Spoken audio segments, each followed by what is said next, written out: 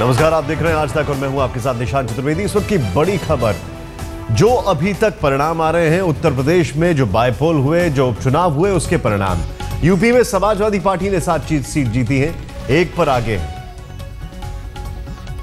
BJP 2-1 पर आगे। उत्तर प्रदेश की जो स्थिति है वो काफी हद तक साफ होती जा रही है, बल्कि हो भी गई है कि उत्तर प्रदेश में कौन जीता है। ठाकुर द्वारा चरखारी सीट एसपी ने जीती। बल्हा सिराथू सीट पर एसपी की जीत। निघासन बिजनौर सीट एसपी ने जीती और हमीरपुर एसपी की जीत हुई है, समाजवादी पार्टी ने जीती है। और रोहनिया भी समाजवादी पार्टी आगे चल रही है। रोहनिया पे आगे चलना बहुत बड़ी बात है, क्योंकि ये नरेंद्र मोदी के चुनावी क्षेत्र में आता है। लखनऊ पूर्व से आगे चल रही है बीजेपी। नोएडा सीट बीजेपी ने जीत ली है, दिल्ली के नजदीक है, काफी अहमियत हो जाती है इसकी, लेकिन नोएडा में वोटिंग भी काफी कम हुई थी। तो यहां पर समाजवादी पार्टी ने क्या क्या जीता है आपके सामने। ठाकुर द्वारा चरखारी, बल्हा, सिराथू, यहां पर समाजवादी पार्टी की जीत है। इसके अलावा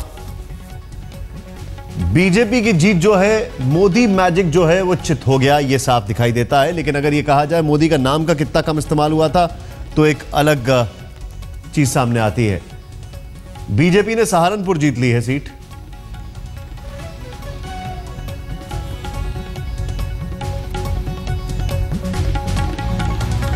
रोहनिया से एसपी आगे चल रही है। लखनऊ ईस्ट लालजी यहां पर उनके पुत्र हैं। नोएडा बीजेपी ने जीती है।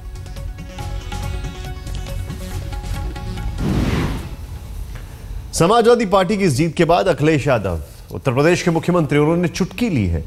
आइए देखते हैं क्या कहा। जो समाज को बांटना चाहती हैं उनको पीछे कर दिया है। जिस रास्ते में समाजवादी पार्टी उत्तर प्रदेश को ले जाना चाहती है, और पहले दिन से समाजवादी पार्टी ने कोशिश की है कि विकास और खुशहाली का रास्ता अपनाएं, और लगातार उस दिशा में समाजवादी पार्टी ने काम किया है। और जनता के बीच में मैं आपको विश्वास दिला सकता हूं कि ये परिणाम आने के बाद समाजवादी पार्टी पूरी जिम्मेदारी से विकास और खुशहाली के रास्ते को आगे बढ़ाने का काम समाजवादी पार्टी करेगी।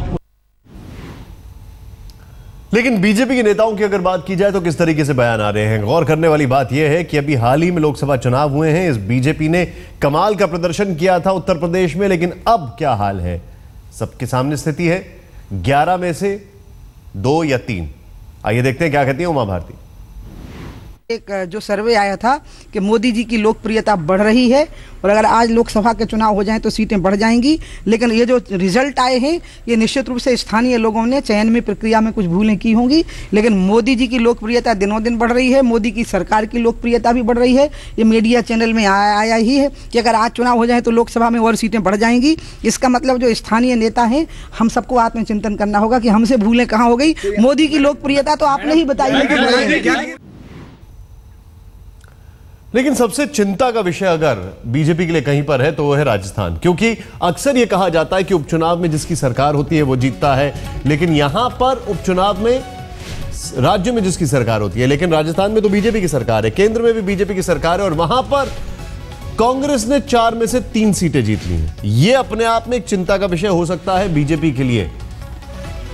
राजस्थान कोटा सीट पर बीजेपी का कब्जा हुआ है, लेकिन बाकी 3 सीटें जो है, ये देखिए आपके सामने है। नसीराबाद, सूरजगढ़, वेर, ये सब कांग्रेस ने जीत लिया है, लेकिन सिर्फ कोटा बीजेपी के हाथ आई है।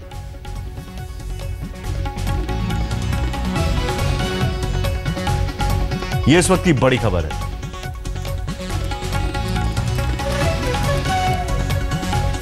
राजस्थान में बीजेपी को बहुत करारी हार का सामना करना पड़ा। अगर उपचुनाव के ये 4 परिणाम देखे जाएं उसके लिहाज से,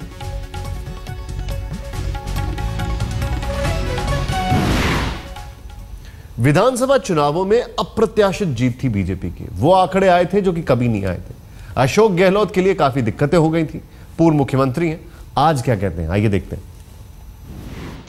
राजस्थान विधानसभा उपचुनाव में पूर्व मुख्यमंत्री अशोक गहलोत ताबड़तोड़ दौड़े करते रहे, जिसका परिणाम निकला है कि कांग्रेस 3-1 से आगे हुई है। हमारे साथ हैं अशोक गहलोत। अचानक क्या हुए 9 महीने में कांग्रेस के पक्ष में इस तरह से परिणाम आए? देखिए, बहुत भारी बहुमत से सरकार बनी थी बीजेपी की। क्यों बनी वो अलग कारण थे। एक माहौल बना दिया गया और जीत के आगे थे वो लोग। पर 9 महीने के अंदर, 10 महीने के अंदर इन्होंने कोई काम शुरू भी नहीं किया, कैबिनेट तक नहीं बना पाए और खुमारी चढ़ी हुई थी, वो चढ़ी रह गई और खाली सैर सपाटे करती रही सरकार। कभी बीकानेर संभाग में, कभी उदयपुर संभाग में, कभी भरतपुर संभाग में। जनता में भारी आक्रोश पैदा हुआ। उसी का नतीजा है कि जनता ने माकूल जवाब दिया चुनाव के अंदर। इस पूरे चुनाव में देखा गया कि मुद्दा अशोक गहलोत सरकार ही थी पुरानी। अब कांग्रेस कह रही थी कि हमने ये काम किए और बीजेपी योजनाएं बंद कर देगी, और बीजेपी कह रही थी हम योजना बंद नहीं करेंगे। तो इस तरह के काम है कांग्रेस को जिसे लेकर अब भी जा रही है। देखिए, हमारी सरकार के जो काम है वो तो सब मानेंगे कि किसी प्रदेश के अंदर किसी सरकार ने ऐसे फैसले नहीं किए होंगे जो हमारी गवर्नमेंट ने किए थे। हमारे फैसलों को अब मोदी सरकार अपना रही है, चाहे फ्री मेडिसिन की हो, निःशुल्क जांचों की हो, आवास योजना हो, वो तमाम फैसले हमारे अपने थे जो हमने लागू किए थे। सबसे बड़ी बात है कि उनके विधायक उनसे मिल नहीं सकते, उनके मंत्री भी मिलने में इंतजार करते हैं। सांसद महोदयों की स्थिति है, आम कार्यकर्ताओं की बातें छोड़ दीजिए। तो अभी राजस्थान में ब्यूरोक्रेसी हो, चाहे वो इनके एमएलए हो, एमपी हो, मंत्री हो, मन के अंदर सभी दुखी थे और मन में सोचते थे अगर सरकार इस चुनाव के अंदर मान लीजिए कांग्रेस की 2 नहीं आनी चाहिए, 3 आनी चाहिए। ये कई बीजेपी के नेताओं के कमेंट सुनने को मिलेंगे आपको चुनाव के दरमियान के अंदर। ये हालत थी जिससे कम से कम हमारी मुख्यमंत्री महोदय हमारी बात सुनना प्रारंभ कर दे। मैं उम्मीद करता हूँ ये झटका जो लगा है, अब कम से कम एमएलए मिलने लग पाएंगे, उनसे एमपी मिलेंगे, मंत्री अपनी बात खुल के कहेंगे, तो उसका फायदा ही वसुंधरा राजे जी को खुद को भी उनकी सरकार को होगा। अगर फीडबैक सही मिलेगा तो जाके वो काम कर पाएंगे। अगर फीडबैक आपके पास आता ही नहीं है, आ ही नहीं पाता है, आप ले नहीं पाते हैं, तो आप खाली किस दुनिया में कौन से फैसले कर रहे हैं, वो ढंग काम चलता है और वही काम चलता रहा, इसलिए इनको झटका मिला है। जिस तरह से जीत मिली है, कहा जा रहा है, लोग कह रहे हैं कि गहलोत लोगों को याद आ रहे हैं और कांग्रेस भी इनके कामकाज को लेकर ही जनता के बीच गई थी और लोगों को कह रही थी कि कांग्रेस को वोट दो वरना बीजेपी गहलोत सरकार की पुरानी योजनाओं को बंद कर देगी। तो इस तरह से आज बेहद खुश हैं पूर्व मुख्यमंत्री अशोक गहलोत कि जिस तरह से 9 महीने पहले हुआ था विधानसभा चुनाव में, कम से कम जनता उसको सही कर रही है। कैमरामैन निखिल शर्मा के साथ शरद कुमार, जयपुर, आज तक। तो उत्तर प्रदेश का हाल आपने देखा, हाल देखा आपने राजस्थान का। उत्तर प्रदेश में हाल खराब है, मुख्यमंत्री ने वहां की चुटकी ली है। राजस्थान की अगर बात की जाए तो सबसे बड़ा सवाल अक्सर ये होता है कि जिस राज्य की सरकार है उस राज्य को ये तर्क दिया जाता है, विशेषज्ञ जो है वो तर्क देते हैं कि उस राज्य की सरकार को अक्सर बायपोल्स में फायदा होता है। लेकिन राजस्थान में इतने बड़े आंकड़े के बावजूद भी हाल खराब। गुजरात में बीजेपी ने 6 विधानसभा सीटें जीती हैं। यहां पर नरेंद्र मोदी की गैर मौजूदगी ऐसा लगता है फर्क दिखा रही है। मतलब यहां पर ये क्या कहा जाए कि अगर कांग्रेस के जो लोग हैं वो खुश हैं, प्रधानमंत्री बन गए और गुजरात से चले गए, क्यों? क्योंकि गुजरात में बीजेपी ने 6 सीटें जीती हैं, बाकी सीटें कांग्रेस के हाथ में। बाकी 3 सीटें की हम बात कर रहे हैं। कौन कौन सी सीट जीती है? मणिनगर, पूर्व मुख्यमंत्री और अभी प्रधानमंत्री नरेंद्र मोदी की सीट थी, मातरखेड़ा, आणंद और टंकारा, ये बीजेपी ने जीती है। हर कोई एक बात कह रहा है, वो है अच्छे दिन का जिक्र यहां पर कर रहा है। अच्छे दिन आ गए कि नहीं आ गए? बड़ा सवाल यह है कि क्या मोदी के चेहरे को लेकर यह चुनाव लड़ा गया था, जो कि शायद दिखाई नहीं देता है। लेकिन हां, कार्यकर्ता में वो एरोगेंस शायद दिखाई दी थी। बीजेपी का परचम, गुजरात के नतीजे आपके सामने हैं, लेकिन 3 सीटें कांग्रेस ने जीती हैं।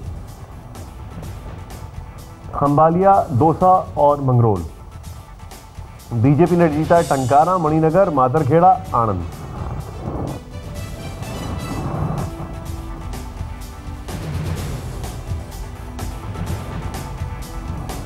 बड़ी खबर है, इस लिहाज से भी बड़ी खबर हो जाती है कि गुजरात में